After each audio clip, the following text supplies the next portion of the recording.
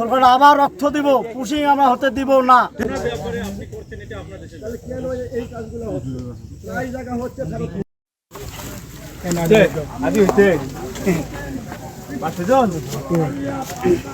চিন্তা করেন না,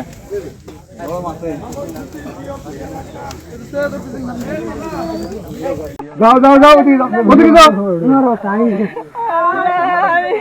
চলে যাও ওদিকে যাও, ওদিকে মরো করো যাও যাও দিল বাইকের খাই রাখাও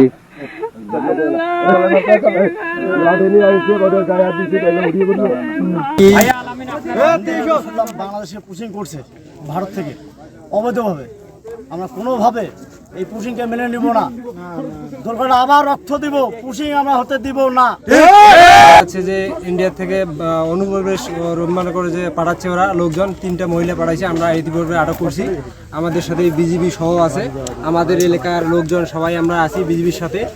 আমরা যে এই অনুপ্রবেশ পাড়ি যে বাংলাদেশ থেকে যা ইন্ডিয়া থেকে যারা পাঠাই দিচ্ছে আর কি, এদেরকে আমরা মানি না, এভাবে আমরা নিব না। আন্তর্জাতিকভাবে এরা যদি দেয় বিজিবি মাধ্যমে আমরা নিব, কিন্তু এভাবে আমরা মানি নেব না, আর আমরা মানবও না। আমরা শক্ত অবস্থানে আছি, যতক্ষণ পর্যন্ত ওরা না নেয় আমরা এই অবস্থায় থাকবো।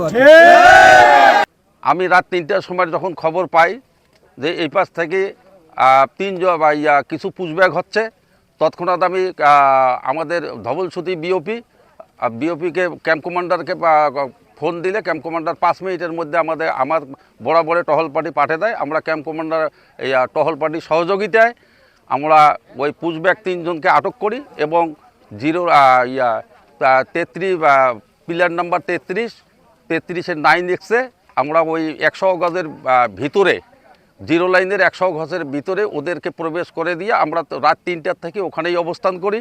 এখন আমাদের এখানে অনেক লোকজন বিজিবি সহ আমরা এখানে আছি। ভারতের বিএসএফ এবং 2-1 জন জনগণ সহ এই এলাকায় 3 জন নারীকে পাচার করে দেয়। আমরা তাৎক্ষণিক আমাদের বিজিবি সতর্ক অবস্থায় ছিল থাকাকালীন আমরা বিজিবিকেও গ্রামবাসীর সাহায্য সহযোগিতা করেছি। করার পরে তাদেরকে তাড়াই দিতে সক্ষম হয়েছি। জনগণ এবং বিডিআর এবং আমাদের যে মিডিয়া তারাও সার্বক্ষণিক প্রচেষ্টায় আছে কতক্ষণ ওরা ওদের লোককে সরায় নেয়, এবং ওদের বিএসএফও রেডি অবস্থায় দেখা যাচ্ছে। আমাদের বিজেপি এরা সতর্ক অবস্থায় কঠিন অবস্থানে আছেন।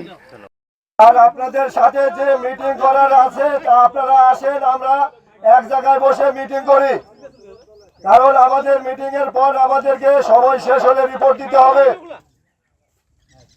আপনারা তাড়াতাড়ি আসেন, আর আপনাদের লোকজন এই 3 জন মহিলাকে সসম্মানে ফেরত নিয়ে যান।